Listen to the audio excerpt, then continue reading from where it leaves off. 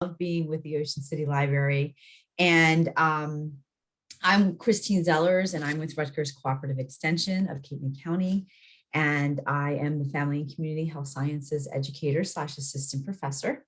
And I have been doing some lunch and learns for the Ocean City Library, as well as some evening classes. And this lunch and learn is going to be on functional foods. It's the berries, functional foods. So I hope you enjoy it. I'll be back again doing a couple more functional foods throughout the year. And then, like I said, with the evening classes.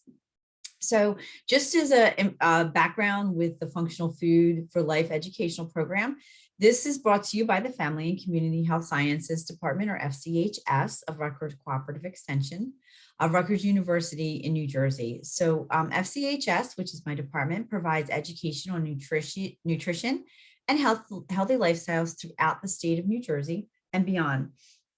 It has an overall goal to improve the health of individuals, families, and communities. To give you a little bit of background on functional foods, a functional food is one that has a potential benefit on health when consumed as a part of a varied diet. So again, I always mention in my presentations that you want to be eating a variety of foods and different foods to make sure that you have a well-balanced diet. And that's exactly what this is referring to. According to the Academy of Nutrition and Dietetics, which is the abbreviation or alphabet soup, as I like to call it, is AND. Functional foods include whole foods as well as those that are fortified, enriched, or enhanced. All foods on some level are considered functional. There are substances other than well-known nutrients in some foods that may provide health benefits. Foods with these potential health benefits are known as functional foods. So that's the definition of functional foods. So you understand why we have grouped them together into these series.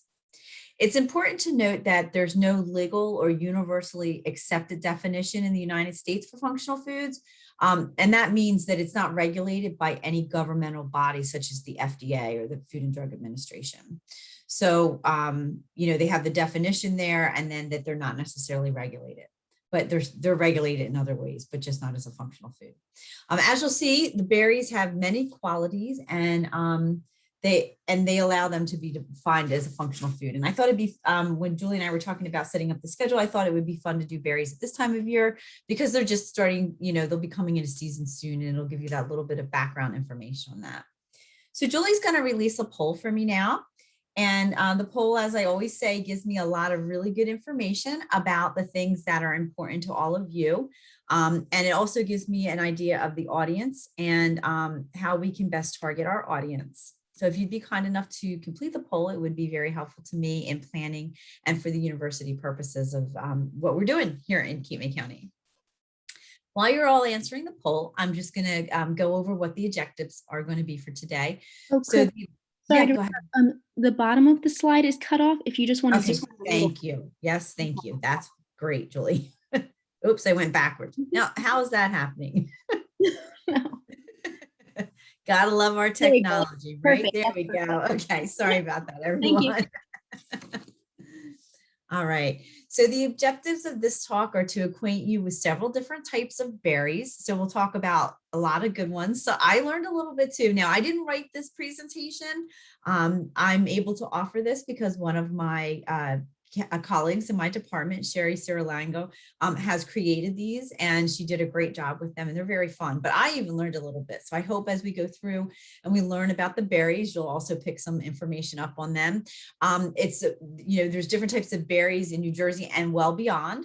We'll review a little about a bit about the history of the berries, and we'll learn about the research and the current believed health benefits of berries.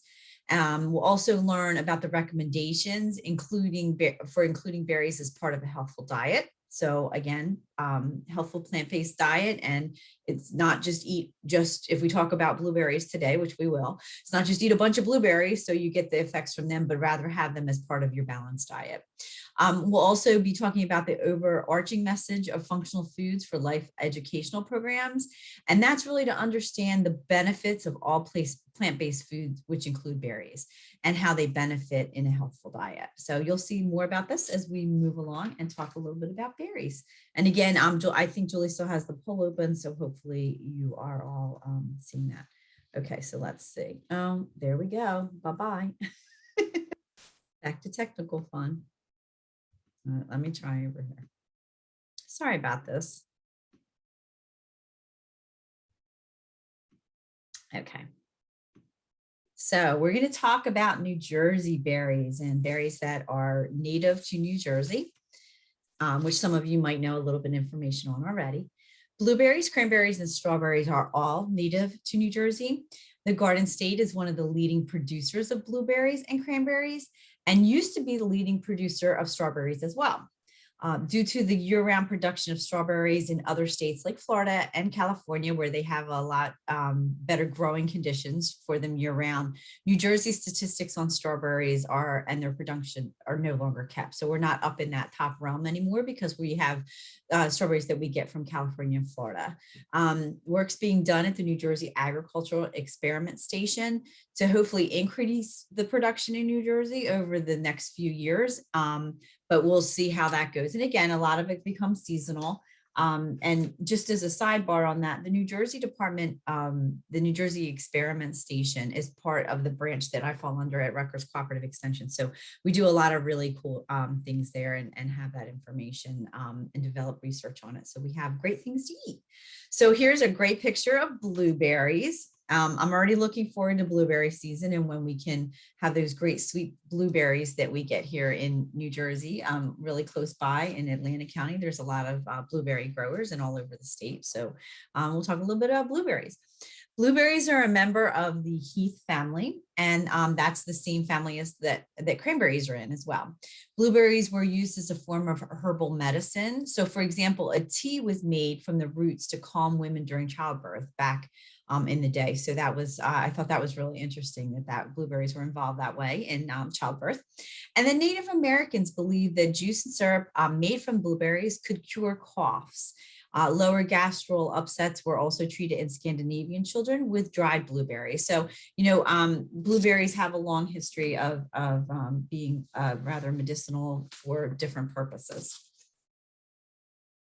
Let's see. I have to stay on track now. I got to keep myself up to date on which slide we're on. All right, here we go. All right, so the cultivation of blueberries in New Jersey, we have a history of blueberries in New Jersey. Elizabeth Coleman, who's pictured here, Elizabeth Coleman White, devoted her life to the study and breeding of blueberries. She lived from 1871 to 1954 in White's Bog, New Jersey, which is right in Burlington County. She lived with her father who grew cranberries. The domestication of the blueberry started in 1908 when Dr. Frederick Coville of the United States Department of Agriculture, or USDA, began his study of and research for superior plant breed, blueberry plant breed. So he's looking to make a superior blueberry. In 1911, Elizabeth from Burlington County contacted Dr. Coville and she invited him to continue his research at their cranberry farm due to her interest in raising and selling blueberries. So she assisted Coville for the next 5 years in locating the best blueberries, I'm assuming right here in New Jersey, from wild bushes. And with the help of local residents and woodsmen, she would pay, so she paid them $1 to $3 and they'd go around and mark the largest berry on a bush. So that helped with the research and the wild blueberries that grew here in New Jersey helped to develop the blueberries that we buy in the grocery store now today. So thousands of cuttings were taken, and in 1916, they produced the first commercial crop of blueberries, which led to what we now know as the high bush blueberry. Today is what we call as high bush.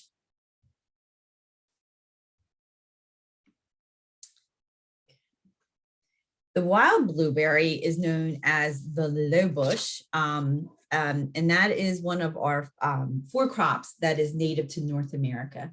And according to the group Wild Blueberries of North America, wild blueberries are not planted, so they don't grow like in a traditional planting that you might think on a farm, but they grow as they have in the wild for over 10,000 years. So blueberries have been around a really long time. And those low bush are the ones that are wild and growing that way. Maine is the largest producer of blueberries in the world, but they also grow in Nova Scotia and Quebec and New Brunswick and Prince Edward Island, as well as Newfoundland. 90% of the crop is frozen, and then less than 1% is sold fresh. This is partially due to the fact that low bush blueberries are more perishable than the high bush variety, and they need to be frozen almost immediately after being harvested. The taste of these wild gems is slightly sweeter than the cultivated berry, and it may contain higher qualities of antioxidants than their cultivated counterparts. So those wild ones might have a little bit more antioxidants in them for our health.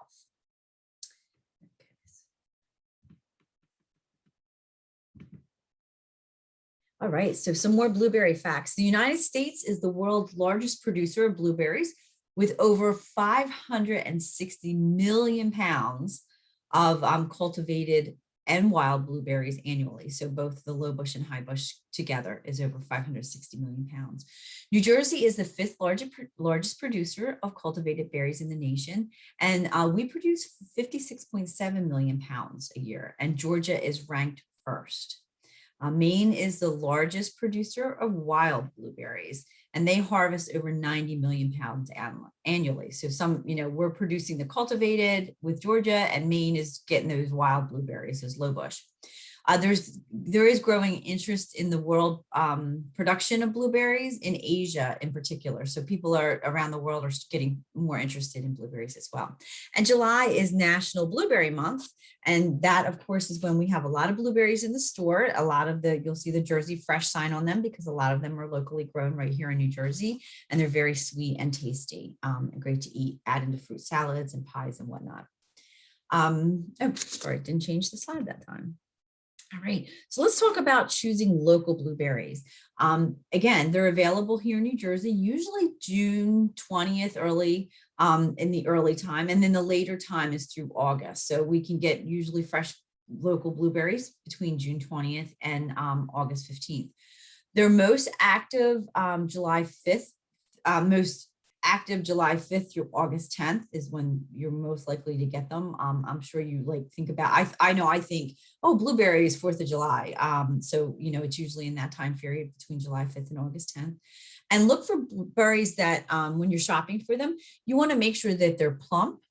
You want to make sure that they're blue, black, or purple in color, and they're not red. And you want to make sure they're not wrinkly or watery or soft, right? Because then they're not going to taste as good as the fresh, more firm version of that. All right, so next up on the berry docket is the cranberries.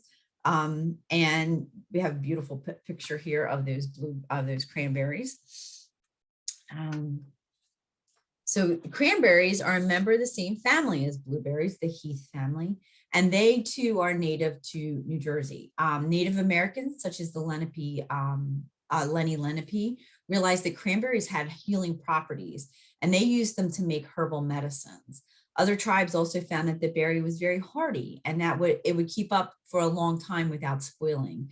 So they used them to make something similar to what we would now have as trail mix, and they called it pemmican. The bright red color worked well in dyeing things such as rugs and blankets. So the cranberries were also used for those uses as well. And then sailors in colonial times found that cranberries could be brought on long sea voyages to prevent scurvy due to vitamin C, their vitamin C content. So they have a high content of vitamin C, and they were easily stored for long periods of time. And they could be stored in large water barrels. So they were able to take them along and help prevent scurvy as they traveled across the seas.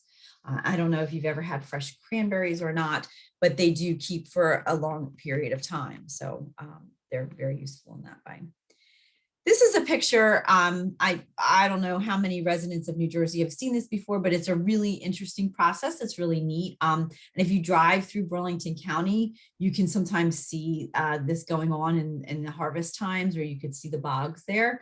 And here in this picture, they're harvesting the cranberry in an interesting process.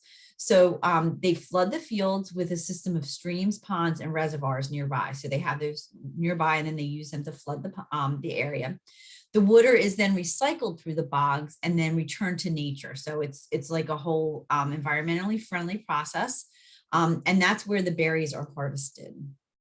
A mechanical water reel that you can see there is used to pull the berries off of the stems, and it looks like a giant egg beater. the berries float on the surface. So you can see them up at the top there. So when they flood, they float up to the surface. They're hollow, and then they're fed into a chute, and they're loaded into trucks to be cleaned and processed. So you can see there, they're pulling them up to be cleaned and processed. So it's pretty neat to watch and see. So some cranberry facts. New Jersey was actually the second state to cultivate the cranberry, and we were just behind Massachusetts, and we're only behind by about 25 years in cultivating the cranberry. Burlington County, as I mentioned, had the first man-made bog, and that constructed. So they made those bogs first there in Burlington County, right up the road. New Jersey produces 13% of the total United States crops of cranberries, making New Jersey the third largest producer. We're a distant third after Wisconsin that has 50% and Massachusetts 31%. And almost all of New Jersey's cranberries are processed into juice or other cranberry products by companies such as Ocean Spray. You won't often find New Jersey's fresh cranberries in the store, but there are some farms where you can buy them fresh. October is National Cranberry Month. So I do know too, I can find usually in the grocery store right around the Thanksgiving holidays and Christmas holidays, they sometimes do have the cranberries in the store. So in those later fall months, there are some Ocean Spray cranberries that you can find fresh in the grocery stores. So when choosing local cranberries, they're available in New Jersey. You want a September 20th through early November timeframe. They're most active October through November 1st.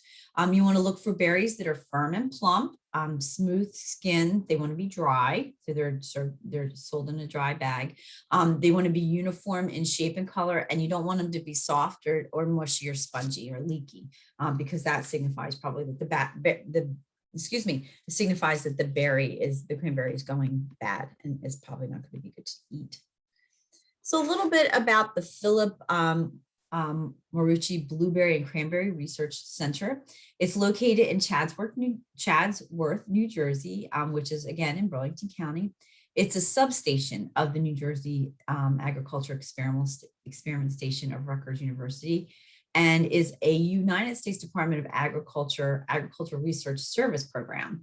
So it was started back in 1918, and the focus of it was to study cranberries, but they quickly added blueberries to that study because remember that blueberries kind of came along with the cranberries. The goal of the center is to ensure that continued production and availability of high quality blueberries and cranberries through basic and applied research. They also want to minimize the use of pesticides in the culture of these two crops. So they're trying to keep them low pesticide treated.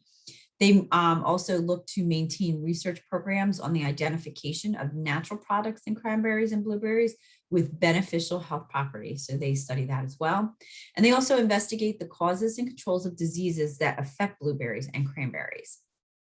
Some highlights of their current health-related research at Marucci Farm is identifying the mechanism of substances in cranberries that reduce urinary tract infections. They also are testing the phytochemicals in cranberries, which phytochemicals give the color to the berries and other fruits and vegetables. So they're testing those phytochemicals in cranberries for a potential role in fighting diseases such as diabetes. And they're also developing new cultivars of cranberries and blueberries that improve crop yield and enhance health benefits. So they do a lot of research there as part of the USDA and the New Jersey Agricultural Experiment Station, working together to develop those things. Oh, these strawberries make me want strawberries. Don't they look yummy? So moving on to strawberries now, because again, it's one of the berries. I was amazed at how many berries there are out there. Strawberries are a member of the rose family. So the English name came from a botanist in 1538. And the reason's really unclear. So some people say it was because strawberry plants have runners that are strewn over the ground. And other stories report that children use strings. They would string them together on straws and sell them. So it's not really clear why they're called strawberries, but there's some of the theories. Strawberries were used as a symbol of perfection and righteousness in medieval Europe. They used to carve the likeness on altars and churches. way back in the 1500s. And it was also considered essential for peace and prosperity to include strawberries. And they were served at events attended by government dignitaries. So they were very well regarded. In Victorian flower language, the strawberry was equated with absolute perfection. In France, they were considered an aphrodisiac. So newlyweds traditionally ate strawberry soup after being married. And Native Americans held festivities and ceremonies in honors of the strawberry. They used to use it to season meat, to make soup, and to make tea from the leaves of the strawberry plant. So many uses going back a long ways with strawberries. Oops. There's different varieties and diverse varieties of strawberries. They're also native to North and South America, as well as Europe and Asia. Some varieties thrive in the cold. So arid Andes mountains. Others do best in hot, humid tropical areas. The varieties were bred by botanists and developed varieties that were more productive and hardy. So, you had the ones that did really well in the cold and ones that did really well in the hot, and then they kind of made a variety that landed in the middle from the botanist. Commercial production of strawberries started in the early 1800s in the United States and spread to New Jersey when a particular variety, the Wilson variety, was released in 1860. The Wilson was successful because it could stand up to being transported, so it could be moved around.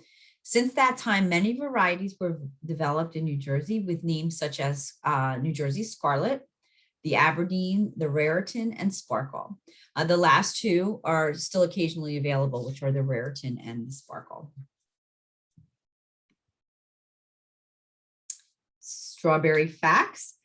California grows about 88% of the nation's strawberries, and they are, like I said earlier, they're able to provide that year-round supply because obviously they have good conditions there for growing strawberries. There's approximately 16% of the strawberries grown in California are exported each year, with Canada receiving the majority of the exports. Strawberries are among the top 5 most frequently consumed fruits. And May is National Strawberry Month. So next month, you can wish everybody a happy Strawberry Month. Choosing local strawberries. So local strawberries are usually available in New Jersey. The early time would be May 20th, and then the late would be June 25th. So if you're looking to go strawberry picking this year for a fun outdoor activity, you can start looking around those times. But the most active times will be June 1st through June 10th. And, that's going to vary a little bit depending on the season we're having. Right now we're having a pretty warm season. So hopefully, there'll be a good production of the berries. You can look for berries that are glossy and red in color. You want to make sure that they're free of blemishes and have bright green leaves, as you can see in the picture there. Next, we're going to talk about blackberries and raspberries. So blackberries and raspberries are from the same family as strawberries, but they have a different genus, which is the rubus. That generally means coming to a point. And this refers to the thorns on most plants in this species of the raspberries and blackberries. What to call raspberries and blackberries in a collective sense has been a challenge. I guess people can't agree on that one. Historically, they have been known as brambles. However, they are increasingly being known as caneberries, and that's due to the woody stem they grow on. Greeks and Romans cultivated these berries for medicinal uses as early as the 4th century.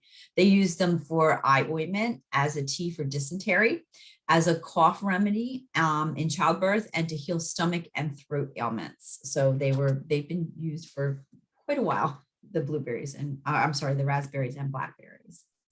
Just a few facts about them.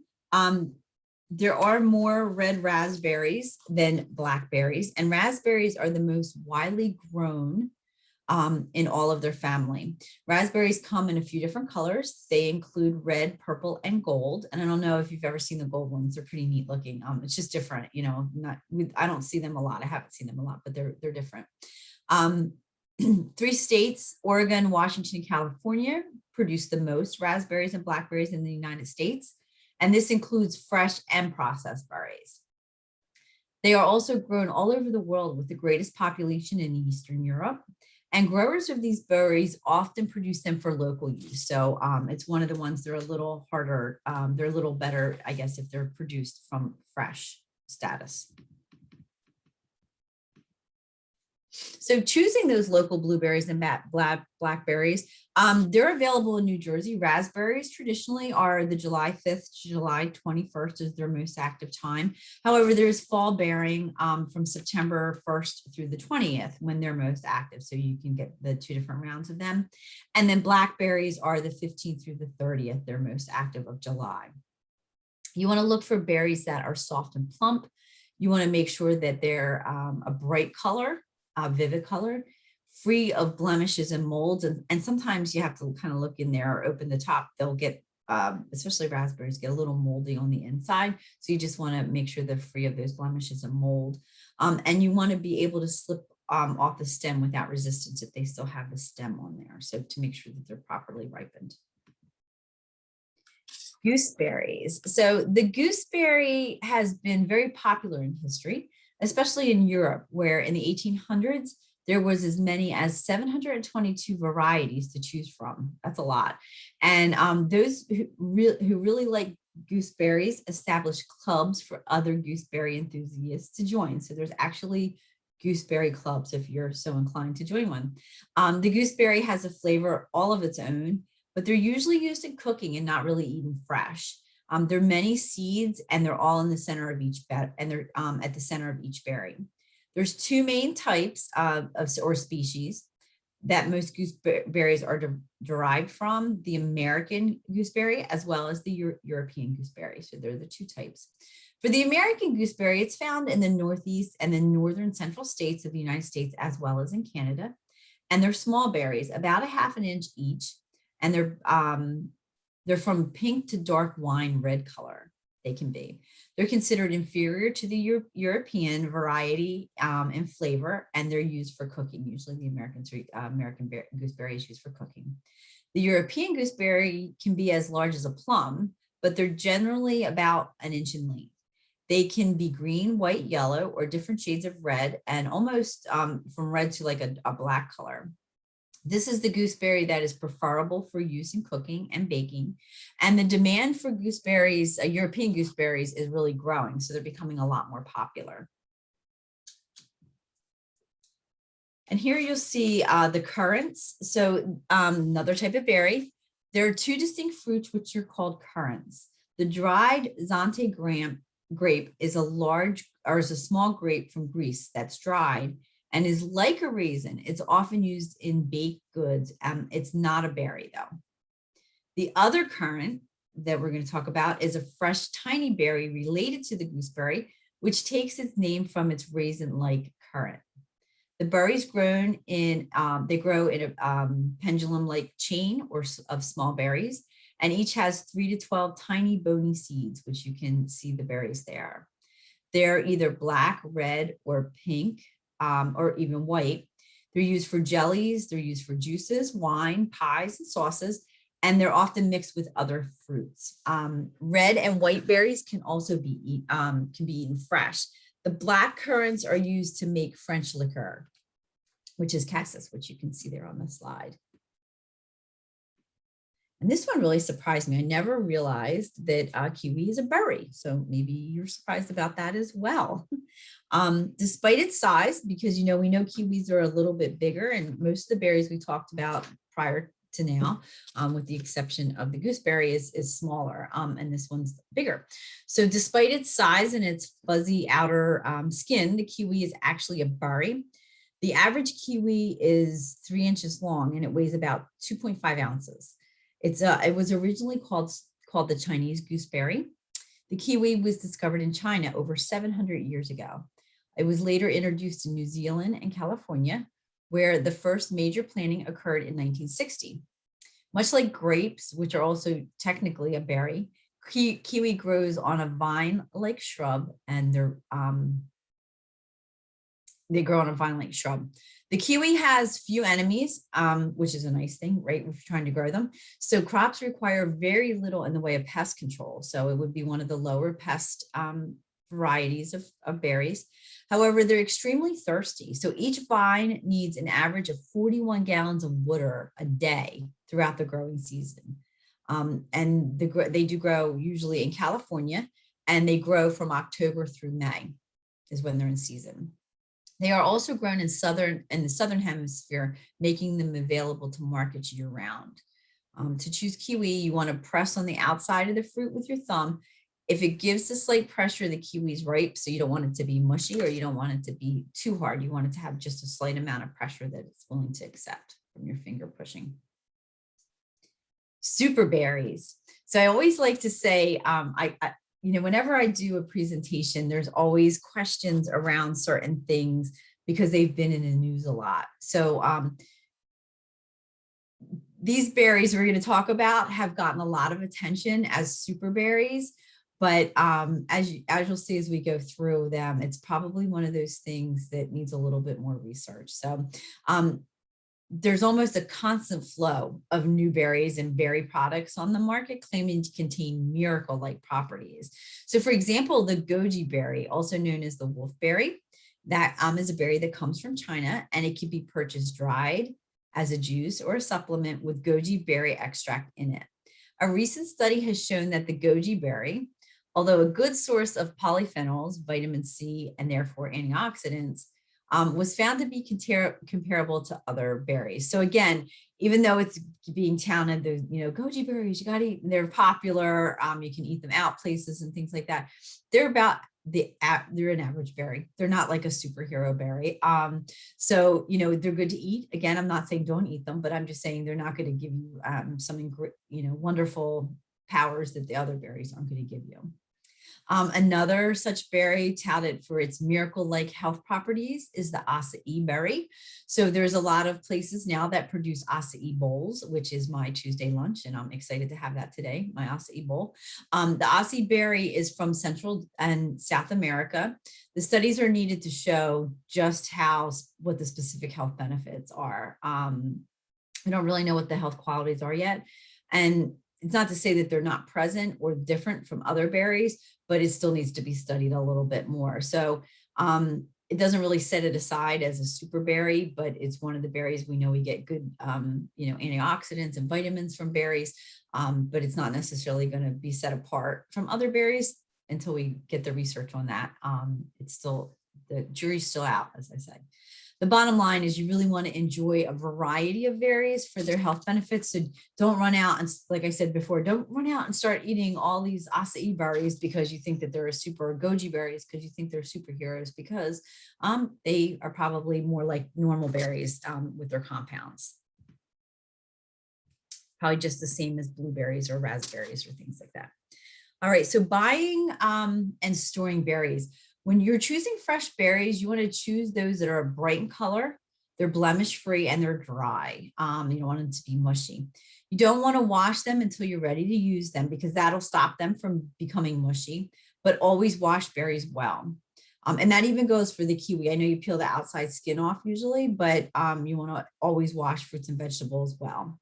Refrigerator freeze berries soon after you purchase them. And when you freeze berries, you want to use them dry and unwashed. So if you're freezing them at home, you just want to lie them on a tray with sides, like maybe a cookie sheet with a flat layer of berries. And then you place that tray in the freezer until they're solid. And then you put them into an airtight container or freezer bag. When you buy frozen berries from the store, they're going to be washed prior to freezing and they don't need to be re-washed. However, if you freeze them at home, remember I said don't wash them first, you're going to want to wash them. So where the difference comes in is when things are frozen or preserved in a factory type setting or in a manufacturer type setting, they have dryers and things like all kinds of different things that we don't have here at home. So they're probably able to wash those berries and like flash freeze them or get them frozen really quickly so that the moisture doesn't absorb. Whereas at home, we can't do that. So again, when you're freezing at home, put them on a cookie tray and then freeze them unwashed and wash them afterwards. And then the ones you get from the store, you're going to be pre-washed, and they might indicate that on the bag even. So how about the nutrition facts of berries? Vitamins in berries include vitamin A, C, and E. They also have folic acid as well as some minerals, including calcium, potassium, and selenium. A kiwi in particular is very high in vitamin C, and that's similar. It has similar vitamin C amounts to oranges. So if you're looking to get more vitamin C in your day, you could use kiwis. The recommended amount of fiber to consume is approximately 25 to 30 milligrams per day. And that depends on age and gender. So berries are a good source. They're a pretty good source of fiber. A half a cup of blackberries or a half a cup of raspberries each provide about 4 grams of fiber. So when you're looking to get that 25 to 30 grams of recommended fiber every day, berries are a good option there to add in as part of your fiber. And we really don't get enough fiber as Americans in our diet. So, consuming berries is a good way to do that. You can add them to, your yogurt or have them on your cereal or that way to get a little extra fiber boost. Berries are also a great choice because they provide an average of only approximately 45 to 60 calories per raw cup. But you get the feeling of fullness from them because of that fiber content. So eating berries can be a low calorie, fiber filled way to add a nice fruit to your diet. So other components of berries, there's a wide variety of compounds in berries that are being studied for their potential contribution to health benefits. One of the main components in berries that's being studied is the polyphenols. Polyphenols are a group of compounds that are found in many plant foods, and that includes berries, dark chocolate, and tea. And I know the last functional food I did for the Ocean City Library was on chocolate. That's why we mentioned that. The most studied and possibly most abundant phenol found in berries are anthocyanins, which are responsible. They provide the bright red, blue, and purple colors that are found in berries. There are many compounds that are also present. So altogether, these polyphenols are thought to provide activity in our bodies that are beneficial to health. So for example, they're thought to have antioxidant potential, protect against cancer in a few ways, and they keep cancer cells from reproducing. They have antimicrobial or agents that produce against infections. They protect against inflammation, and they also protect against chronic disease. They're protective against neurological system. They help to protect the neurological system as well. So they can help reduce the risk of age-related neurological diseases. So overall, they do have a lot of those properties that are of interest to a lot of people. And again, it's not something that you overeat. Don't go on a blueberry diet, but rather eat them, add them into things. Like think of where you can add them. If you're making pancakes, add them to your pancakes. If you're, having a smoothie, add them into your smoothie or salad. Salads are great. Fruits are great on salad, especially this time of year. So think about adding them there. Antioxidants. So many normal body functions and outside influence, such as smoking and stress, result in the formation of free radicals. There's been a lot of, again, information about free radicals in the news. Antioxidants help to guard our cells from these free radicals to avoid cell damage that can lead to disease. So berries are a good source. And berries have been found to have a high amount of antioxidants. So to protect yourself against those free radicals that could be damaging cells, berries are a good choice there. Whether or not it's antioxidants in berries that are protective from disease is not completely clear at this time. So there is still research going on, but studies to determine this are underway. To date, there's mixed results and they're not so clear. So it looks like they are a good option though for the free radicals, the antioxidants in berries.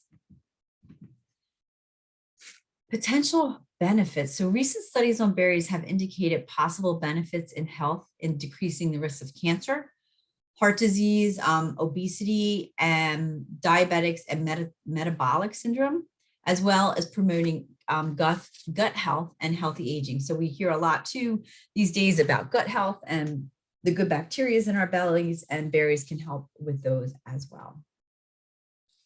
The anti-cancer and anti-immunogenic activities of polyphenols have been indicated in studies. And what this really means is that they can potentially help to prevent cancerous cells from forming and inhibit inhibit the cancer process once it's started. So they can kind of slow it down if it's already started, or they can help prevent it. But again, it's part of a well-balanced full diet. Populations studied or studies are suggesting that diets high in fruits, including berries and vegetables, can help to reduce the risk of certain types of cancers.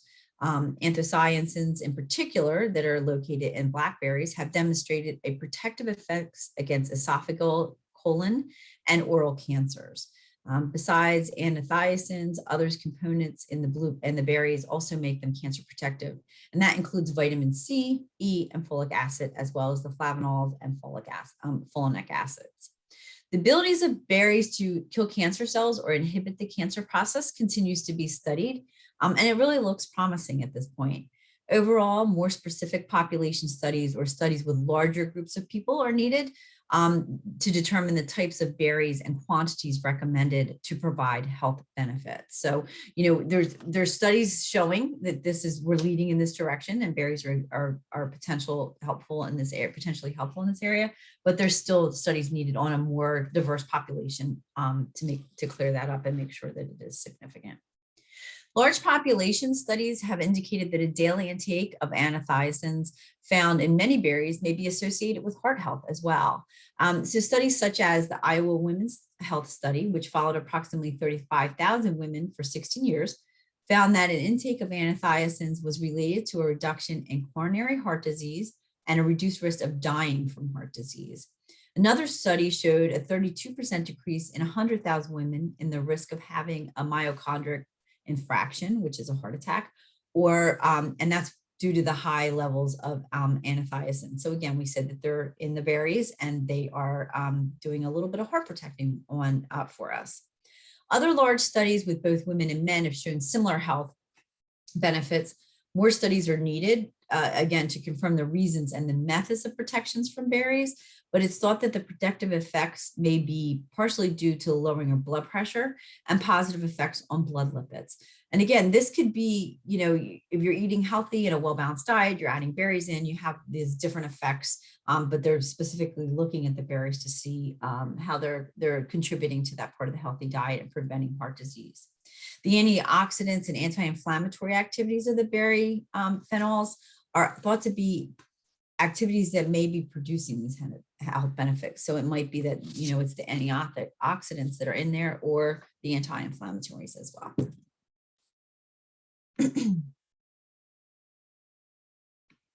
So some more potential health benefits of berries. It keeps going, right? They sound like they're really going to help us out feel better. Some studies of the flavonoids in berries have shown a possible connection with promoting a decrease in the risk of type 2 diabetes, insulin response, lipid levels, and overweight and obesity.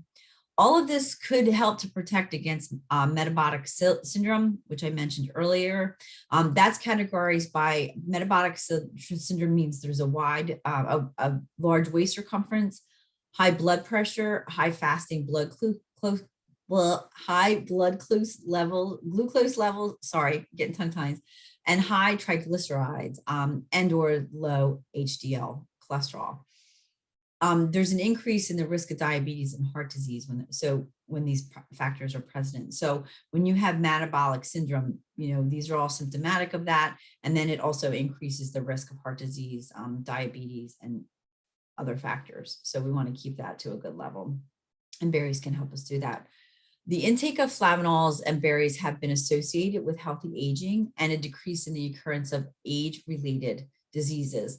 And some of these are, we've already discussed, such as cancer and heart disease, but a steady intake of anthocyanins from berries can be protective against neurodegenerative diseases as well. So things like Parkinson's and Alzheimer's. And that's possibly due to the ability to promote blood flow in the area of the brain. So berries help that blood flow in the area of the brain. Whether or not this is possible for this to occur is still under investigation. So they're still looking at it.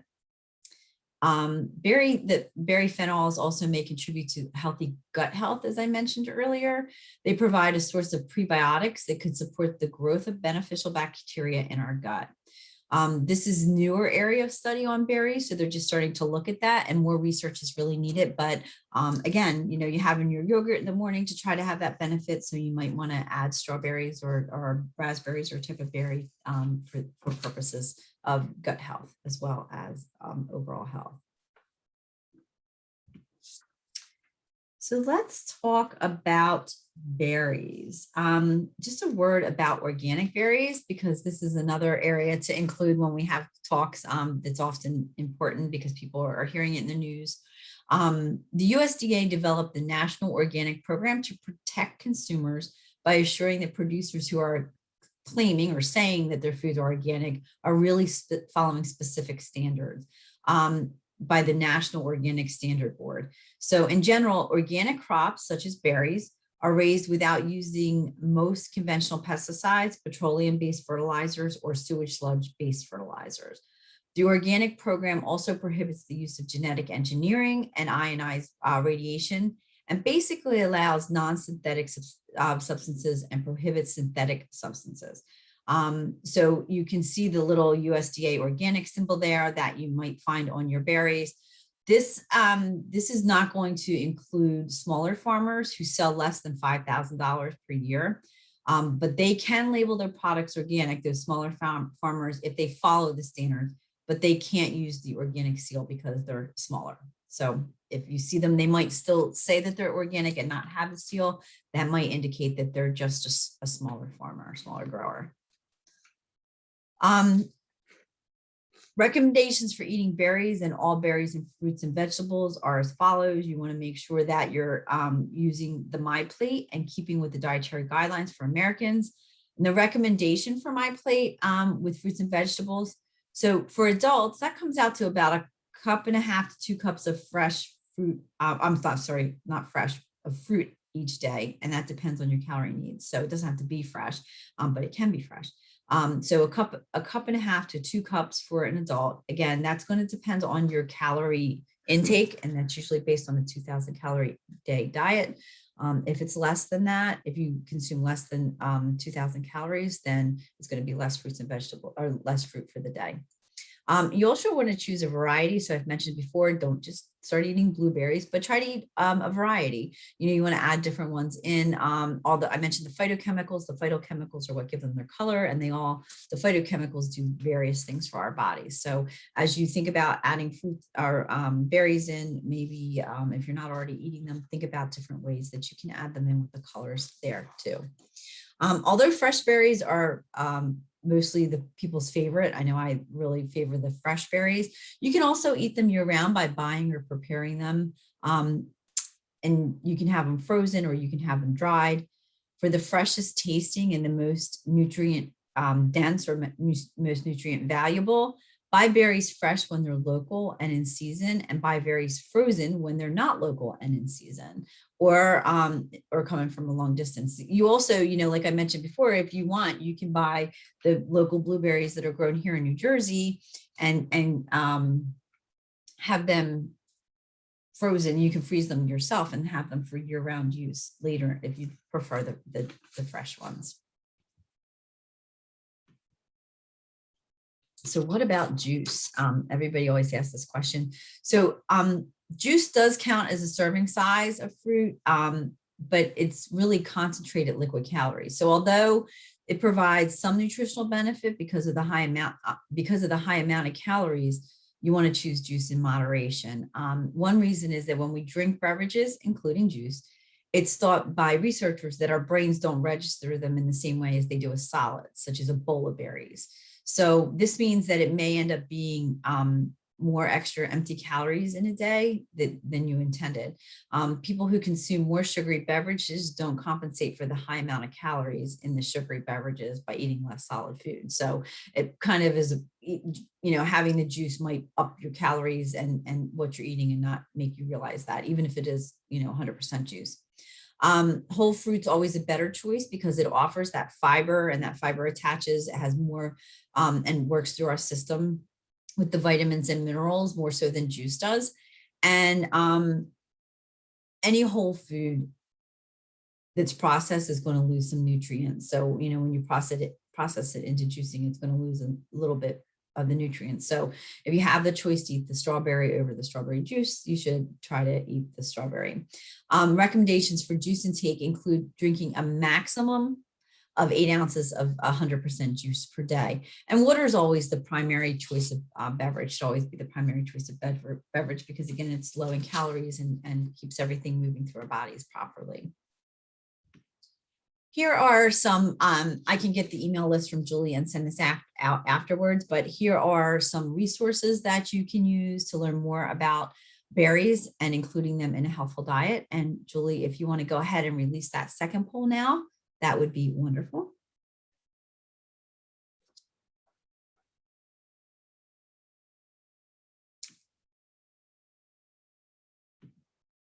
And here are some of the other functional foods that my colleague, like I said, Sherry, developed that are available. We have one on chocolate that I did already. I think I'm doing one with Julie on coffee in the fall, is it? I forget which ones we're doing, Julie, maybe I think mushrooms? so, yeah.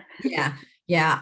But there are several that are developed already. So it's interesting with the functional foods.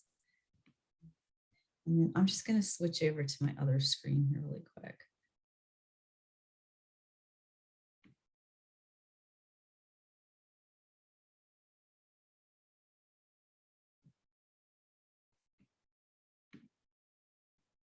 Also have, which I can put this in this, oh, sorry. I also have here, if you guys could hold up your phones to the scanner and open your phone to the photos. If you hold that up, it'll bring this link up. And this is another survey that goes back to, I don't see it. It goes back directly to the university, and it just gives feedback on the presentation and what you thought of it. And it's very helpful to us. Again, it's separate from the poll. If you could use that link or use your phone to scan that in and take that, I'll also send that out afterwards. But it's very helpful to us to have that information. So if you'd be so kind, and I will put it in the link in the chat in just a second as well. Yeah, Chris, I don't think we see the QR code on the screen. We still see the presentation. You still see, that's so weird that it doesn't show up. How about that? Okay, well, I'll put the link in the chat in a second when I get out of these slides, so then everybody has them. And this is my contact information. So if anybody needs to reach out to me, has questions following the presentation, Julie knows how to get a hold of me too. So you can reach out to her. But if you have any questions, we have our websites there, has upcoming information for you available, so that you're welcome to reach out to us and look at our other presentations that are available through Rutgers Cooperative Extension.